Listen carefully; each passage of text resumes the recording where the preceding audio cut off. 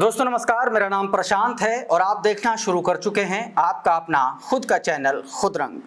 Bahujan Samaj party से जुड़ी एक बहुत इम्पॉर्टेंट खबर है और इम्पॉर्टेंट खबर इसलिए है क्योंकि आकाश आनंद को लेकर के जिस तरीके से खबरें चल रही हैं और उन खबरों के एकदम उलट जिस तरीके से बहुजन समाज पार्टी के भीतर काम हो रहा है, उस पूरी अंदर की खबर की आज पड़ताल करेंगे कि आखिर क्या कहीं फिर से तो नहीं लोगों की आंखों में खटकने लगे हैं आकाश आनंद?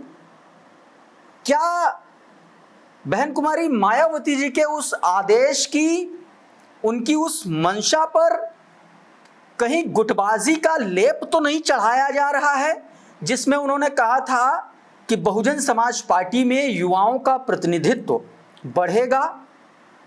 क्या कहीं बहुजन समाज पार्टी में उन युवाओं के खिलाफ एक ऐसी कोई साजिश तो नहीं है? क्या उनको कहीं रोकने का कोई प्लानिंग तो नहीं चल रही है? वो युवा जो सीधे तौर पर बहुजन समाज पार्टी की तरफ से आज की तारीख में चंद्रशेखर आजाद और भीम आर्मी का काउंटर माने जा रहे हैं, क्या उनको जानबूझ के रोका जा रहा है बहुजन समाज पार्टी में आगे बढ़ने से? इन सब तमाम बातों पर चर्चा करेंगे क्योंकि एक लिस्ट मेरे हाथ में लगी है। ये एक लिस्ट है दोस्तों, और ये जो मैं लिस्ट अभी जिस वीडियो में जिस लिस्ट का मैं आपको दिखा रहा हूं, भी एक एक नाम इसका पढ़ूंगा मैं। जब मैं इस लिस्ट की बात कर रहा हूं तो इस वक्त आज की तारीख यानी कि 31 मई को बहुजन समाज पार्टी की एक बहुत महत्वपूर्ण बैठक चल रही है उत्तराखंड की, और ये लिस्ट भी उत्तराखंड की है। इस लिस्ट का जिक्र इसलिए करना जरूरी है क्योंकि हमारे देश में सांसदों की जो औसत उम्र है इस वक्त वो 60 से नीचे लगभग आ चुकी है, लेकिन बहुजन समाज पार्टी में 60 के ऊपर के लोग ही काम कर रहे हैं। सबकी बात नहीं कर रहा हूं, कुछ राज्यों की बात कर रहा हूं, मैं उत्तराखंड की बात कर रहा हूं दोस्तों। उत्तराखंड में पता नहीं क्या चल रहा है और ये क्यों चल रहा है ये भी नहीं पता है। साथियों, आपको पता है कि 3 नेशनल कोऑर्डिनेटर बनाए गए हैं। Akash Anand chief national coordinator हैं और बीते कुछ दिनों से ये खबरें भी चल रही हैं कि आकाश आनंद जो है अपनी टीम बना रहे हैं और अपनी टीम में, या यूं कहें कि बहुजन समाज पार्टी में युवाओं को प्रतिनिधित्व देने की बात आकाश आनंद कर रहे हैं। अब मुझे नहीं पता कि इस बात में कितनी सच्चाई है, लेकिन मुझे ये ज़रूर समझ में आ रहा है कि इस तरीके की खबरें अगर चल रही हैं तो इससे फायदा किसका होगा? आकाश आनंद का तो कतई नहीं होगा, क्योंकि बहुजन समाज पार्टी के भीतर आकाश आनंद इस तरीके की कोई टीम पर काम कर ही नहीं रहे हैं। जो लोग बसपा को कवर करते हैं, जो लोग बसपा के लोगों से लगातार टच में रहते हैं, उनको ये बात पता है। तो झूठ की बात पहले किनारे रखते हैं और बात जो पन्ने पर है, जो सच है, इसकी करता हूं। उससे पहले मैं आपको एक खबर दे देता हूं। आज बहुजन समाज पार्टी की सुप्रीमो मायावती जी दिल्ली में उत्तराखंड यूनिट की बैठक ले रही हैं। अभी कुछ दिन पहले, मुश्किल से 1 महीना भी नहीं हुआ था, उत्तराखंड में प्रभारी लगाए गए थे सरफराज राइन। सरफराज राइन बहुत मेहनतकश व्यक्ति हैं, बहुजन समाज पार्टी के युवा हैं, और युवा इसलिए क्योंकि उम्र 40-45 के आसपास के इर्द गिर्द के हैं, 50 से ऊपर नहीं है, और बहुत कर्मठ आदमी उनको लगाया गया था प्रभारी के तौर पर। 1 महीना नहीं बीता, उनको फिर से वापस सहारनपुर भेज दिया गया कि भाई साहब आप जाइए, आप सहारनपुर में बैठिए। अब सवाल यह है कि ऐसा क्यों किया गया, क्या वजह? क्या बहुजन समाज पार्टी के वो लोग जो उत्तराखंड के कर्ता धर्ता हैं, और खास तौर पर उत्तराखंड इसलिए इंपॉर्टेंट है क्योंकि चुनावी राज्य है और बहुजन समाज पार्टी बहुत इंपॉर्टेंट है, बहुत क्रूशियल रोल प्ले करती है उत्तराखंड की पॉलिटिक्स में, ये आपको पता होगा। लेकिन अचानक से पूरे संगठन को ताश के पत्तों की तरह फेंट दिया गया तो समझ में आता है, अच्छे लोगों को लाइए, कर्मठ लोगों को लाइए, सक्रिय लोगों को लाइए, ये समझ में आता है। लेकिन ये चुन चुन करके एक की उम्र, सबसे कम उम्र के व्यक्ति इस पूरी लिस्ट में मेरे सामने 55 साल के हैं, जो नए नए प्रदेश अध्यक्ष बनाए गए हैं, प्रदीप सैनी। इसके नीचे शीशपाल सिंह, यानी कि जो नरेश गौतम जो इससे पहले प्रदेश अध्यक्ष थे, उनको भी भेज दिया गया है कि सहारनपुर जाइए आप। ठीक है, तो सहारनपुर बैक टू हो गए नरेश गौतम, सरफराज राइन बैक टू सहारनपुर हो गए, और ये दोनों लोग बहुत महत्वपूर्ण भूमिका में थे उत्तराखंड में। अचानक से इनको डिमोट करके इधर भेज दिया गया कि आप लोग जाइए, आप उत्तराखंड में मत काम करिए। उसके बाद में जो है उसकी जगह पर प्रदीप सैनी को लाया गया, और जो नरेश गौतम से पहले जो प्रदेश अध्यक्ष थे उनको इनके नीचे लगा दिया गया, शीशपाल सिंह को। तो मैं पहले एक बार पूरी कमेटी पढ़ के बता देता हूं कि और उम्र के साथ, उम्र में इसलिए उम्र पर ज्यादा एम्फसाइज कर रहा हूं, स्ट्रेस दे रहा हूं, क्योंकि बसपा में बहन जी ने कई बैठकों में बात की है कि युवाओं को मौका दिया जाए, 50% हिस्सेदारी युवाओं की बहुजन समाज पार्टी में हो।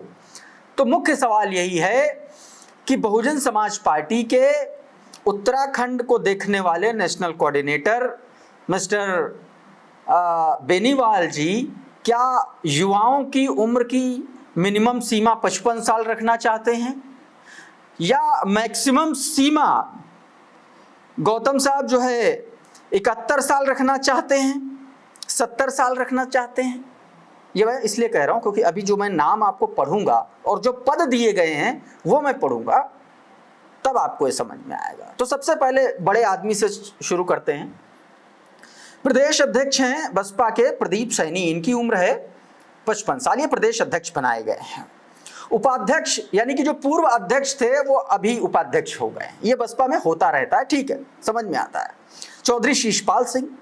महासचिव श्री BR सोनी, इनकी उम्र है 63 साल। भृगुराशन राव, इनकी उम्र है 62 साल। ये महासचिव हैं इतने लोग जो मैं अभी नाम पढ़ रहा हूं। भुवन चंद्र आर्या 60 साल, पवन पाल 58 साल, रतिराम 60 साल, अमरजीत सिंह 53 साल। किसी भी महासचिव की उम्र 50 से नीचे नहीं है। प्रदेश के महासचिव की बात कर रहा हूं और उत्तराखंड की भी। अब आइए सचिव में। संजय राठी 59 साल, डॉक्टर हाथी राम करके इनका नाम है, समझ में नहीं आ रहा क्या लिखा हुआ, 63 साल। फिर प्रदीप चौधरी हैं 59 साल, यूनुस अंसारी हैं 61 साल, और कोषाध्यक्ष श्री धर्म सिंह जो कोषाध्यक्ष हैं उनकी उम्र है 70 साल। कार्यकारिणी के जो सदस्य हैं वो नारायण राम 64 वर्ष और मदन पाल 65 वर्ष। मिनिमम उम्र इसमें जो है वो 55 साल है और मैक्सिमम है 70 साल। 55 साल का प्रदेश अध्यक्ष है और 70 साल के कोषाध्यक्ष हैं, सारी उम्र इन्हीं के बीच में है। तो अब आप ये तय करिए कि युवाओं का एक पैरामीटर, एक पैमाना क्या होना चाहिए, क्योंकि बहुजन समाज पार्टी के साथ जो युवा जुड़े हैं उनमें विजन है, उनमें ऊर्जा है, वो बहुत शिद्दत से काम करना चाहते हैं। लेकिन कम से कम इस तरीके की ये लिस्ट देख करके ये नहीं लगता कि इसमें भी कोई भी ऐसा व्यक्ति है जो 40 साल का हो, 45 साल का हो, 42 साल का हो। युवा मतलब मैं ये भी नहीं कह रहा हूं कि 18-20 साल का हो इन पदों के लिए, लेकिन कम से कम 40-45 तक कंसीडर किया जाना चाहिए था, जिसमें से कोई नहीं है। जो लोग थे, सरफराज राइन प्रभारी थे और उनको जो है लगभग 45-47 साल के पास उनकी उम्र है, उनको मंडल में भेज दिया गया सहारनपुर। अच्छा, उनकी जगह पर शमशुद्दीन राइन और गयाचरण दिनकर को शमशुद्दीन राइन के साथ लगाया गया है। शमशुद्दीन राइन के साथ लेकिन स्टार लगा हुआ है, उनके साथ स्टार ये लगा हुआ है कि कभी कभी वो उत्तराखंड का काम देखेंगे या कुछ दिन तक देखेंगे, परमानेंट नहीं देखेंगे। तो एक बड़े पद पर एक मुस्लिम समाज का बड़ा पदाधिकारी था और वहां से उसको हटा दिया गया। सवाल ये नहीं है, सवाल ये है कि रिजल्ट कौन देता है। तो रिजल्ट देख लीजिए, हरियाणा में क्या रिजल्ट रहा, पंजाब में क्या रिजल्ट रहा बहुजन समाज पार्टी का, उत्तराखंड में ही क्या रिजल्ट रहा। और बेनीवाल साहब आज से तो देख नहीं रहे हैं, लंबे समय से देख रहे हैं। अब एक बार ये फिर से चीजें हो गई हैं। अब आज बहन कुमारी मायावती जी की बैठक चल रही है और इस बैठक में क्या कुछ निकल के सामने आता है ये तो बैठक के बाद पता चलेगा, लेकिन मुझे लगा कि आज बैठक हो रही है और इस समय इत्तेफाक से मेरे पास ये लिस्ट आई और मुझे लगा कि इस पर बातचीत करना चाहिए कि बहन कुमारी मायावती जी अपनी हर बैठक में जो मायावती जी युवाओं को रिप्रेजेंटेशन देने की बात करती हैं, जो युवाओं को आगे बढ़ाने की बात कर रही हैं, दरअसल उनके कोऑर्डिनेटर्स, उनके जो प्रभारी हैं वो राज्यों में क्या कर रहे हैं। और सवाल ये है कि ये जो लिस्ट दी गई, क्या इस पर आकाश आनंद से सहमति ली गई क्या? क्योंकि एक तरफ यह प्रचारित कराया जा रहा है कि आकाश आनंद अपनी टीम बना रहे हैं, युवाओं को आगे बढ़ा रहे हैं, और दूसरी तरफ जब इस तरीके की लिस्ट सामने आती है जिनकी औसत उम्र 55 साल है और 55 और 70 के बीच में है, तो फिर ये युवा कहां से हैं? और अगर इसका रिव्यू नहीं हुआ और बिना रिव्यू के ये चेंजेस किए गए हैं तो अपने आप में ये बड़ा सवाल उठता है। बहरहाल बहन कुमारी मायावती जी की बैठक है और इस बैठक में इस लिस्ट पर भी मंथन जरूर होगा, जहां तक मैं समझ पा रहा हूं। देखना होगा कि इस मंथन के बाद क्या कोई इस लिस्ट में बदलाव होता है या नहीं होता है, लेकिन ये बात तय है कि उत्तराखंड में जिस तरीके से ये फेरबदल हुआ है ये बहुत सारे पदाधिकारियों के गले से नहीं उतर रहा है। बात कर रहे हैं, फोन आ रहे हैं। तो दोस्तों अभी के इस वीडियो में फिलहाल इतना ही।